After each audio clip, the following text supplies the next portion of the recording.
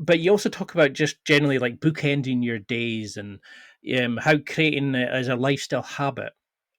So how do we read then? Somebody's very keen to get going, picks eight great books out your list on the of on in the book. What do we do? How do we make reading part of our lives?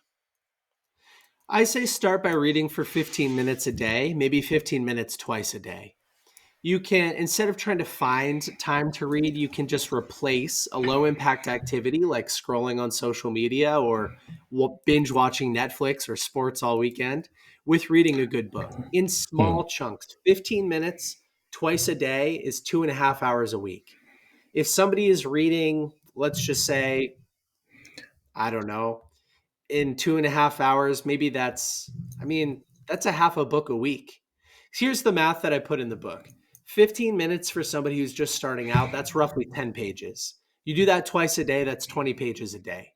You do that 5 days a week, that's 100 pages a week. Most of these books are only 200 pages. So that's a book every other week. That's 26 books a year if you read for just 15 pages twice a day. That's not a big ask, to serve your future self and change your life. Read 20 to 26 books a year, just 15 minutes twice a day. Not replacing all of social media, not replacing all of Netflix or sports, but just a little bit with Yeah. reading a good book. It can do wonders for you. And so I think that's how you start. And just like you mentioned before, reading hygiene. Like, so many people tell me, "Hey Nick, I can't read. I fall asleep every time I try to read." Well, when are you reading? "Oh, at the end of the day after I put the kids to bed after a long work day, right before I go to bed." Well, no wonder you're falling asleep. Like, you should be asleep. Your willpower is burned, your energy is exhausted, you have no more, you're ready to go to bed, and then you try to read. Like, if it's that important to you, try reading when your energy is at its highest.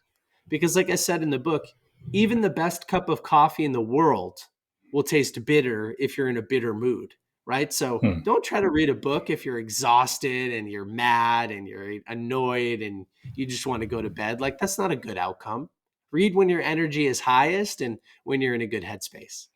Because that's what I loved in the book was you take away all the BS excuses. It's like about the chip, like you watch chips while you're watching an AFL game. So you looked at how to remove the thing that led you to that bad behavior. And I Yeah. love the way that you kind of just you don't kind of ram it home. You just let it fester, and then the kind of people go, "Oh yeah, I see where he's going with that," and it really hits home. But after creating this big empire where you've interviewed some of the most amazing people of all time, you talk about books and discussions about how they're changing our lives. Why then write a book? I know you're probably sick of this question, but what was the inspiration for this? Was it that you were not seeing the book that brought this kind of amazing a range of ideas together, or getting people to understand how to use the power of books? Yeah. So, for some context for everybody listening or watching today, we have an Instagram channel that has about 150,000 followers, and it's all organic. These are real people that have grown over time because we share a new book recommendation every day on Instagram. And so I've received hundreds and hundreds and hundreds of very similar questions like, "Hey, Nick, how do I choose the right book?" Or, "Hey, Nick, how do I take better notes?" "Hey, Nick, what do I do with my notes? How do I retain more? How do I take better action?"